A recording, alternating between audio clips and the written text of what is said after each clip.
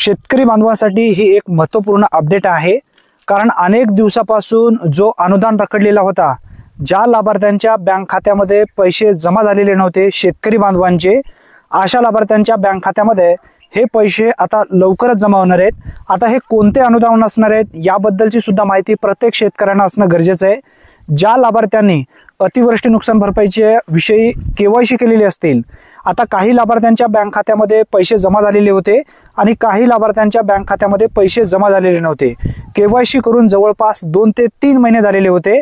अशा लाभार्थ्यांच्या बँक खात्यामध्ये 31 मार्च पर्यंत हे पैसे जमा केले जाणार आहेत, अशी माहिती शासनाच्या माध्यमातून देण्यात आली आहे। आणि जे लाभार्थी ई-केवायसी पासून वंचित होते, अशा लाभार्थ्यांना सुद्धा आवाहन करण्यात आलेलं आहे।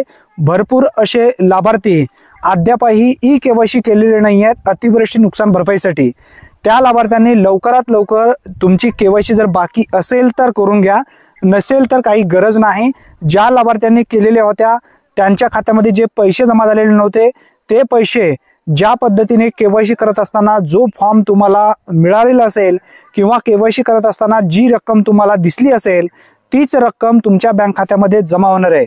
आणि त्यानंतर ज्या काही विविध शासकीय योजना होत्या, यामध्ये कृषी यांत्रिकीकरण योजना असेल, ठिबकसाठी असेल, त्यानंतर विविध जे काही आता तुम्ही शेतीसाठी फॉर्म भरलेल्या होत्या, तुमचं अनुदान रखडलेला होता, तो अनुदान तुमच्या खात्यामध्ये आता लवकरात लवकर जमा होणार आहे। अतिशय महत्त्वपूर्ण ही अपडेट आहे, कारण भरपूर असे शेतकरी ई-केवायसी करून सुद्धा अतिवृष्टी नुकसान भरपाईपासून वंचित होत्या। अशा लाभार्थ्यांच्या बँक खात्यामध्ये सुद्धा ही रक्कम जमा केली जाणार आहे। आणि ज्या शेतीसाठी ज्या विविध योजना होत्या, त्या योजनेमध्ये तुम्ही अर्ज केलेला होता, तुमचा अर्ज अप्रूव्ह झालेला होता, परंतु तुमच्या खात्यामध्ये त्या योजनेचे पैसे आलेले नव्हते, असे सुद्धा पैसे तुम्हाला 31 मार्च पूर्वी मिळणार आहेत। शेतकरी बांधवांनो, ही एक महत्त्वपूर्ण माहिती आहे। जास्तीत जास्त तुमच्या मित्रापर्यंत हा व्हिडिओ नक्की शेअर करा, जेणेकरून जे शेतकरी नुकसान भरपाईपासून वंचित आहेत, अशा शेतकऱ्यांना सुद्धा दिलासा मिळेल। आज इथेच थांबूया, पुन्हा भेटूया नवीन व्हिडिओमध्ये नवीन माहितीसह। तोपर्यंत जय हिंद, जय महाराष्ट्र।